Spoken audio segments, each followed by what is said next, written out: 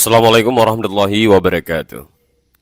Daniel, seorang pemuda kelahiran New York, tumbuh di lingkungan keras Brooklyn. Kehidupan dipenuhi dengan kejahatan, mulai dari mencuri hingga memimpin sebuah geng berbahaya.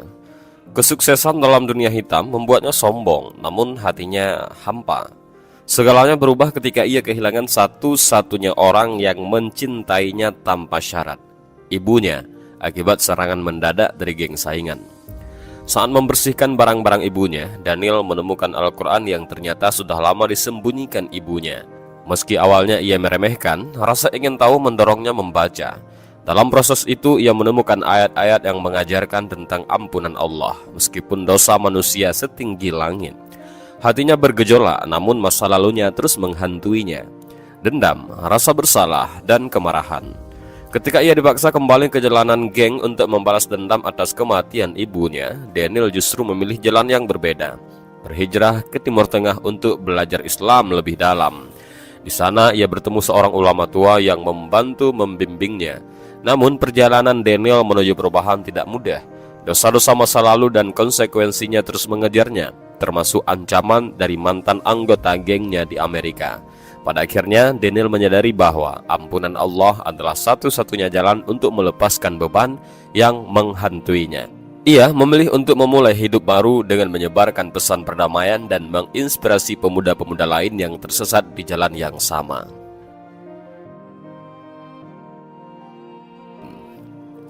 Brooklyn, New York adalah tempat di mana impian besar dan mimpi buruk saling beradu. Di tengah hiruk-pikuk kota yang tidak pernah tidur, Daniel kecil tumbuh dalam lingkungan yang keras. Ayahnya seorang imigran dari Puerto Rico, meninggalkan keluarga saat Daniel baru berusia 3 tahun. Sang ibu, Maria, bekerja siang malam sebagai pelayan di restoran kecil, berjuang untuk memberikan kehidupan yang layak bagi putranya. Namun pengorbanannya tidak cukup untuk melindungi Daniel dari pengaruh buruk jalanan. Pada usia 13 tahun, Daniel mulai bergaul dengan geng jalanan di lingkungan tempat tinggalnya. Awalnya ia hanya menjadi pengantar pesan kecil, tetapi seiring berjalannya waktu, ia terlibat dalam kegiatan yang lebih serius, pencurian, perdagangan narkoba, dan perkelahian antar geng.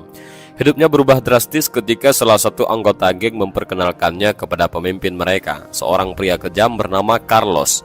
Dengan karisma dan kekejaman, Carlos melihat potensi dalam diri Daniel.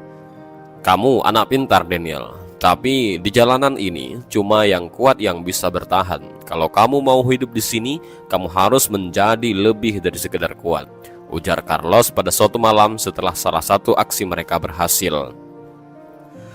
Dalam beberapa tahun, Daniel tumbuh menjadi salah satu anggota paling disegani dalam geng itu. Dia belajar menjadi pemimpin, menakut-nakuti lawan, dan mendapatkan uang lebih banyak daripada yang pernah ia bayangkan. Namun setiap malam ketika ia pulang ke rumah, ia selalu melihat betapa sedih ibunya. Maria sering mengajaknya bicara. "Daniel, aku tahu apa yang kamu lakukan di luar sana. Allah selalu mengawasi kita, nak. Kembalilah sebelum terlambat," kata ibunya sambil memegang tangannya dengan air mata. Daniel mengabaikan nasihat ibunya. Baginya, dunia yang ia kenal adalah dunia kekerasan, kekuasaan, dan uang. Namun di dalam hatinya, suara ibunya terus bergema. Ketika Maria mulai sakit akibat kelelahan bekerja, Daniel tetap terjebak dalam aktivitasnya. Ia berjanji kepada dirinya sendiri bahwa ia akan keluar dari dunia gelap itu suatu hari nanti. Tetapi hari itu tidak pernah datang. Sebuah tragedi menghantam hidup Daniel saat geng saingannya yang merasa iri dengan kekuasaan geng Carlos menyerang rumahnya. Daniel tidak ada di sana ketika penyerangan terjadi. Ketika ia kembali, ia menemukan ibunya tergeletak di lantai dengan luka parah akibat tembakan. Dia memeluk ibunya yang sudah tidak bernyawa dan berteriak histeris. Tangisnya menggema di lorong apartemen kecil mereka. Kehilangan ibunya adalah pukulan yang sangat menghancurkan. Di tengah rasa bersalah dan keputusasaan, Daniel menemukan sesuatu yang membuatnya tertegun. Sebuah Al-Quran di lemari pakaian ibunya. Dalam keadaan bingung dan marah, ia bertanya-tanya mengapa ibunya memiliki kitab itu, sesuatu yang tidak pernah ia lihat sebelumnya. "Ini jalan yang tidak pernah kamu tahu, nak," gumamnya sambil memeluk Al-Quran itu.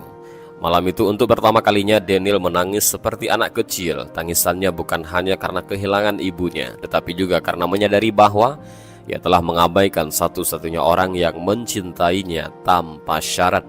Hatinya mulai dipenuhi penyesalan, tetapi perjalanan panjang menuju perubahan baru saja dimulai. Bab 2, tangis di tengah kehilangan. Malam itu, hujan deras mengguyur Brooklyn, seperti langit yang ikut merasakan kepedihan Daniel. Ia duduk di lantai apartemennya yang kecil, memeluk jenazah ibunya yang dingin dan tak bernyawa. Di tangannya, ia menggenggam Al-Quran lusuh yang ditemukan di lemari ibunya. Ia membuka halaman demi halaman tanpa memahami apa-apa. Mata basahnya berhenti pada sebuah catatan kecil di halaman pertama yang ditulis tangan. Untuk anakku Daniel, jika suatu hari kau tersesat, bacalah ini, Allah selalu menunggumu kembali. Daniel tertegun, tulisan tangan itu adalah milik ibunya. Ia merasa hatinya dihantam oleh rasa bersalah yang tak terkira. Selama ini ia begitu sibuk mengejar kekuasaan dan uang, sampai lupa melihat bagaimana ibunya perlahan-lahan kehilangan kebahagiaan. Ia ingat setiap kali ibunya mengingatkan tentang jalan yang benar, namun ia selalu membalasnya dengan sinisme dan kemarahan. Hari pemakaman Maria tiba, hanya ada beberapa tetangga tua yang datang, ditambah seorang imam lokal yang memimpin doa. Daniel berdiri di dekat peti mati, tetapi hatinya terasa kosong. Rasa bersalah mencengkramnya semakin erat saat imam itu berbicara tentang keikhlasan seorang ibu dan doa-doanya untuk anaknya. Seorang ibu selalu mendoakan yang terbaik untuk anaknya. Bahkan ketika anak itu tersesat, ketika seseorang ibu tiada, doa-doanya masih bergema di langit. Dan Allah Maha Pengasih tidak akan pernah mengabaikan doa seorang ibu, kata imam itu sambil menatap Daniel. Sepulang dari pemakaman, Daniel duduk di kamar ibunya. Bau khas pakaian dan parfumnya masih terasa. Di sudut kamar, ia menemukan kotak kecil yang berisi barang-barang pribadi Maria. Ada surat-surat, foto-foto lama, dan buku harian. Di antara barang-barang itu, ia menemukan sebuah surat yang ditunjukkan untuknya. Anakku, kau harus membaca catatan ini. Aku tahu dunia yang kau jalani ini sulit, dan aku tahu kau berjuang untuk bertahan.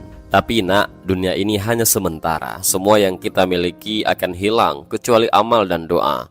Aku selalu berdoa agar kau menemukan jalan pulang, jalan menuju Allah. Jika kau merasa kehilangan, bacalah Al-Quran yang kutinggalkan.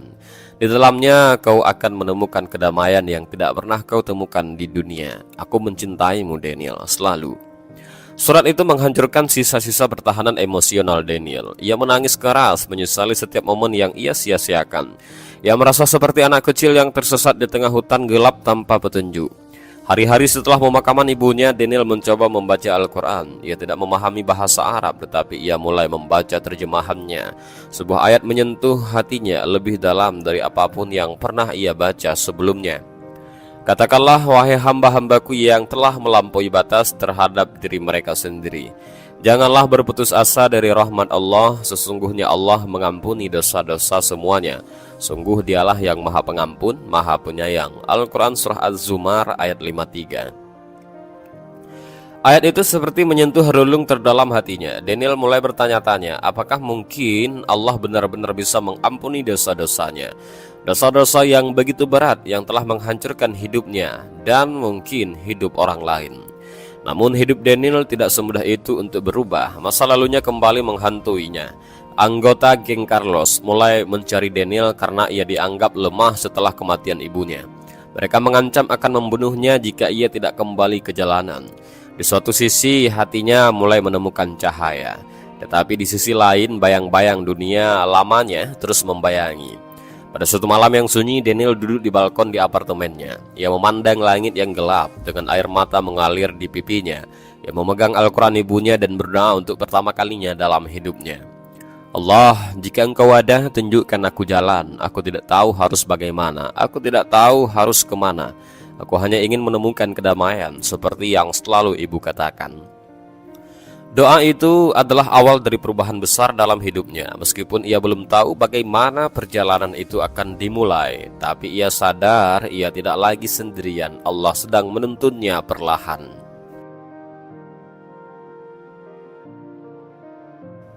Setelah malam penuh doa itu, Daniel merasa ada sedikit kedamaian yang mulai tumbuh dalam hatinya. Namun ia tahu perjalanan ini tidak akan mudah. Masa lalunya sebagai pemimpin geng tidak akan lenyap begitu saja.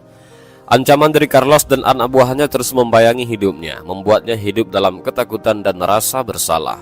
Suatu hari, Daniel menerima panggilan telepon dari seorang anggota geng yang dulu menjadi sahabat dekatnya, Miguel. Daniel, kau pikir bisa keluar begitu saja dari ini semua? Carlos marah besar. Dia menganggapmu pengkhianat. Kau tahu apa yang terjadi pada pengkhianat, kan? Suara Miguel terdengar tegas namun mengandung nada peringatan. Daniel tahu ini bukan sekedar ancaman kosong. Dunia yang ia tinggalkan adalah dunia di mana kelemahan berarti kematian. Namun, untuk pertama kalinya dalam hidupnya, ia tidak ingin kembali. Ia memilih untuk menghadapi apapun risikonya. Ia hanya ingin menemukan kedamaian yang dijanjikan Allah dalam Al-Quran yang ditinggalkan ibunya. Daniel memutuskan untuk mencari bantuan di masjid lokal yang pernah ia kunjungi saat pemakaman ibunya. Di sana ia bertemu dengan Imam Yusuf, seorang pria paruh-baya yang bijaksana dan penuh kasih. Imam Yusuf mendengarkan cerita Daniel tanpa menghakimi, hanya dengan tatapan yang tenang dan penuh perhatian. Allah tidak pernah menutup pintunya untuk siapapun, Daniel. Kau telah melangkah menujunya, dan itu adalah langkah terbesar yang bisa kau ambil. Tapi kau harus bersabar, karena perjalanan ini tidak akan mudah, kata Imam Yusuf sambil menepuk bahunya. Imam Yusuf memberikan saran kepada Daniel untuk meninggalkan Brooklyn sementara waktu, mencari tempat di mana ia bisa memulai hidup baru dan mempelajari Islam lebih dalam tanpa gangguan dari masa lalunya. Namun meninggalkan Brooklyn berarti meninggalkan semua yang pernah ia kenal, dan itu termasuk kenangan ibunya. Daniel ragu, tetapi ketika ancaman dari Carlos semakin nyata, ia tidak punya pilihan lain. Suatu malam ia mengemasi beberapa barang pentingnya, termasuk Al-Quran ibunya dan surat terakhir yang ditinggalkannya. Dengan bantuan Imam Yusuf, Daniel mendapatkan tiket pesawat ke Timur Tengah, ke sebuah negara yang disarankan Imam untuk belajar lebih dalam tentang Islam. Saat meninggalkan apartemennya untuk terakhir kalinya, Daniel merasa hampa. Jalanan Brooklyn yang dulu menjadi tempat ia merasa paling berkuasa, kini tampak seperti labirin kelam yang tak ingin ia masuk lagi. Ia berdiri di luar apartemen, menatap gedung-gedung yang penuh dengan kenangan. Sebuah doa lirih keluar dari bibirnya. Ya Allah, aku tidak tahu apa yang menungguku di depan, tapi aku mempercayakan segalanya padamu. Perjalanan ke Timur Tengah adalah langkah terberat yang pernah ia ambil. Daniel merasa seperti seorang yang asing, tidak hanya di negara baru, tetapi juga dalam hidup barunya. Bahasanya berbeda, budayanya asing, dan ia merasa kecil di tengah keramaian kota yang penuh dengan umat muslim yang menjalani hidup mereka dengan tenang. Di sana ia bertemu dengan seorang ulama tua bernama Syekh Abdullah, yang merupakan teman lama dari Imam Yusuf. Syekh Abdullah menyambut Daniel dengan senyum hangat, seolah-olah mereka sudah saling mengenal sejak lama. Anakku, kau telah datang jauh. Perjalanan ini bukan kebetulan. Allah telah memanggilmu dan kau menjawab panggilan itu. Di sini kau akan belajar bukan hanya tentang Islam, tetapi juga tentang dirimu sendiri, kata Syekh Abdullah.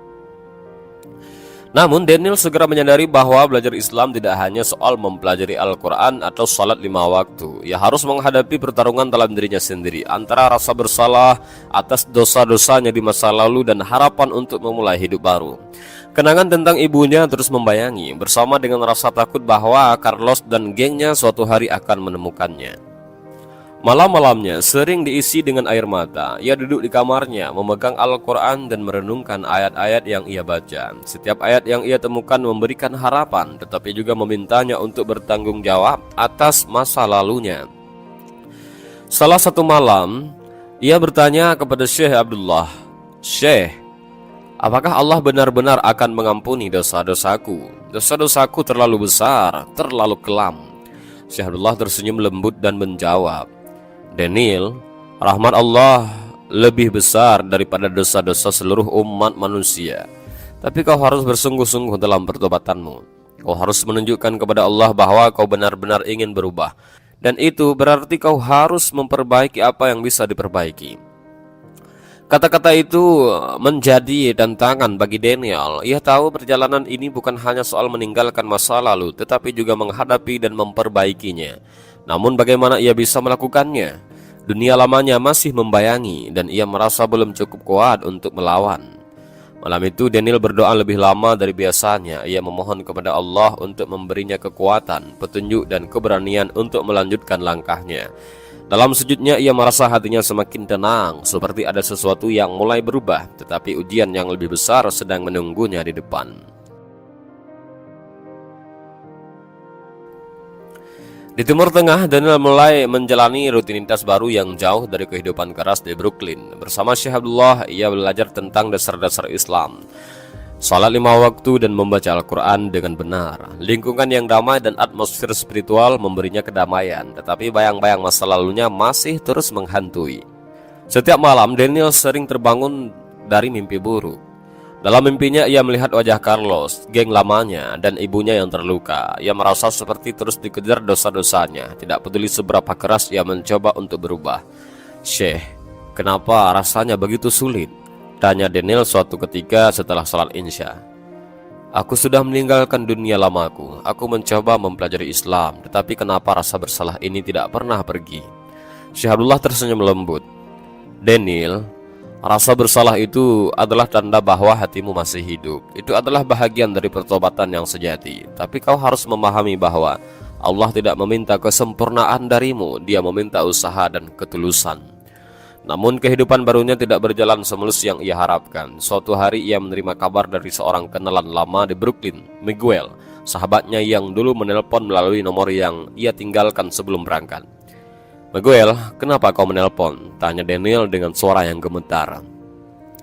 "Aku mencoba memperingatkanmu, Daniel. Carlos sudah tahu kau tidak akan kembali. Dia marah besar dan sekarang menyesar semua orang yang pernah dekat denganmu. Aku juga dalam bahaya." Suara Miguel terdengar panik. Kabar itu menghancurkan Daniel. Ia merasa bahwa meninggalkan Brooklyn adalah keputusan yang benar untuk dirinya sendiri. Tetapi apa yang terjadi dengan orang-orang yang masih tertinggal? Miguel dan yang lainnya kini menjadi sasaran Carlos karena ia dianggap sebagai pengkhianat. Rasa bersalah itu terus kembali menghantamnya seperti gelombang besar. Daniel merasa terjebak. Ia ingin membantu Miguel, tetapi ia juga tahu bahwa kembali ke Brooklyn sama saja dengan bunuh diri. Syahidullah melihat kegelisahan di wajah Daniel dan mengajaknya bicara. "Anakku, Allah tidak membebanimu dengan sesuatu yang tidak sanggup kau tanggung. Tetapi kau juga harus belajar menghadapi ketakutanmu. Jika kau merasa ada sesuatu yang harus kau perbaiki, kau harus melakukannya dengan hikmah dan keberanian. Jangan biarkan ketakutan menghentikanmu dari melakukan apa yang benar." Daniel mulai merenungkan kata-kata Syekh Abdullah. Ia tahu bahwa untuk benar-benar berubah, ia tidak bisa terus lari dari masa lalunya. Namun, ia juga tahu bahwa kembali ke Brooklyn berarti menghadapi bahaya nyata. Ia memutuskan untuk mengirimkan uang kepada Miguel melalui seorang teman lama yang masih bisa ia percaya, berharap itu bisa membantu sahabatnya melarikan diri dari geng Carlos. Di sisi lain, Daniel semakin mendalami Islam. Setiap ayat yang ia baca memberikan ketenangan sekaligus tantangan. Salah satu ayat yang paling menyentuh hatinya adalah, "Dan barang siapa bertakwa kepada Allah, niscaya Dia akan menjadikan baginya jalan keluar dan memberinya rezeki dari arah yang tak disangka-sangka. Dan barang siapa bertawakal kepada Allah, niscaya Allah akan mencukupkan keperluannya." Al-Quran Surah At-Talaq ayat 2-3. Ayat itu menjadi pegangan bagi Daniel untuk tetap bertahan. Ia mulai membangun keberanian untuk menghadapi masa lalunya dengan cara yang benar. Namun takdir sepertinya masih ingin mengujinya lebih jauh. Suatu hari ketika ia sedang bersama Syekh Abdullah di masjid, seorang pria asing datang mencarinya. Pria itu mengenalkan dirinya sebagai seruhan Carlos. "Kami tahu kau di sini, Daniel," katanya dengan dingin. "Carlos ingin bicara denganmu. Jika kau tidak kembali, kau tahu apa yang akan terjadi." Daniel merasa darahnya membeku. Dunia lamanya telah menemukan jejaknya bahkan di tempat sejauh ini. Syekh Abdullah segera mengambil alih situasi dan meminta pria itu meninggalkan masjid. Namun pesan itu telah meninggalkan bekas mendalam di hati Daniel. Ia tahu bahwa ia tidak bisa lari selamanya. Malam itu Daniel duduk sendirian di kamar. Ia merasa hancur, tetapi juga ia merasa bahwa ini adalah titik balik bagi hidupnya. Dalam sujud panjang ia memohon kepada Allah, "Ya Allah, aku tidak tahu bagaimana cara menghadapi ini. Aku lemah, aku penuh dosa, dan aku tidak tahu harus berbuat apa. Tapi aku tahu Engkau tidak akan meninggalkanku. Tunjukkan aku jalan, ya Allah. Beri aku kekuatan untuk melakukan hal yang benar." Doa itu memberikan ketenangan yang aneh dalam hatinya. Untuk saat itu Daniel merasa bahwa ia tidak sendiri. Allah bersamanya dan itu cukup. Meski ia belum tahu bagaimana caranya, ia bertekad untuk menghadapi ujian ini dengan keberanian dan keimanan. Setelah berbagai ujian berat yang dihadapinya, Daniel akhirnya memutuskan untuk menunaikan umrah dengan bantuan Syekh Abdullah. Perjalanan ini adalah langkah penting baginya, sebuah kesempatan untuk benar-benar merasakan kedekatan dengan Allah dan melepaskan beban dosa masa lalunya. Syekh Abdullah meyakinkannya bahwa Ka'bah adalah tempat terbaik untuk memohon ampun dan menemukan kedamaian yang ia cari selama ini. Ketika pesawatnya mendarat di Jeddah, Daniel merasa jantungnya berdegup kencang. Ia menatap keluar jendela pesawat, menyadari bahwa ia berada di tanah suci yang pernah diceritakan oleh ibunya dalam surat terakhirnya. Hatinya dipenuhi dengan harapan, tetapi juga ketakutan. Apakah Allah benar-benar akan mengampuni dosa-dosanya? Setibanya di Mekah, saat pertama kali melihat Ka'bah, tubuhnya gemetar, air mata mengalir tanpa ia sadari. Ia merasa kecil di hadapan rumah Allah, seolah seluruh beban hidupnya yang selama ini ia pikul mendadak terasa lebih berat. Syekh Abdullah berdiri di sampingnya, menepuk pundaknya dengan lembut. Ini adalah di mana setiap jiwa mencari Allah. Kau di sini bukan karena kebetulan, Daniel. Kau di sini karena Allah memilihmu, kata Syekh Abdullah dengan penuh hikmah. Selama tawaf, Daniel terus berdoa dalam hatinya. Ia memohon ampun atas segala dosa yang pernah ia lakukan, semua kekerasan, kebohongan, dan ketidakadilan yang ia sebarkan di masa lalu. Ia teringat wajah ibunya, suara doa-doanya yang sering ia abaikan, dan pesan terakhirnya untuk kembali kepada Allah. Ketika ia mencapai tempat sa'i, ia merenungkan perjalanan Hajar yang berlari antara Safa dan Marwah untuk mencari air bagi putranya. Ia merasa perjuangan Hajar mencerminkan hidupnya, sebuah pencarian tanpa henti untuk menemukan apa yang benar-benar berarti. Air mata tak henti-hentinya mengalir membasahi pipinya, tetapi ia terus melanjutkan langkahnya. Malam itu di Masjidil Haram, Daniel sujud lebih lama dari sebelumnya. Dalam keheningan malam, ia mencurahkan isi hatinya kepada Allah. Ya Allah, aku datang kepadamu sebagai hamba yang penuh dosa.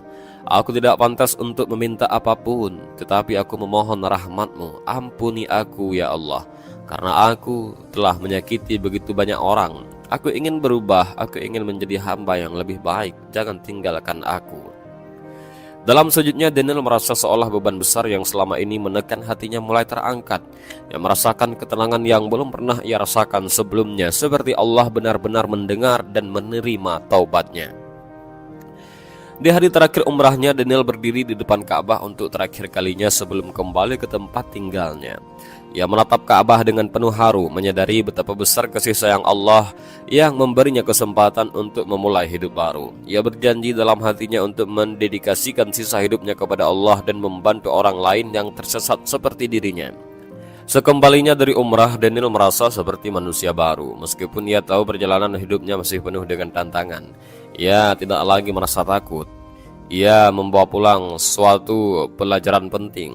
Sebesar apapun dosa manusia, rahmat Allah selalu lebih besar. Dan di tanah suci itu, di bawah naungan Ka'bah, Daniel telah menemukan kedamaian yang selama ini ia cari. Namun ia tahu bahwa bahagian tersulit dari perjalanan ini masih menantinya.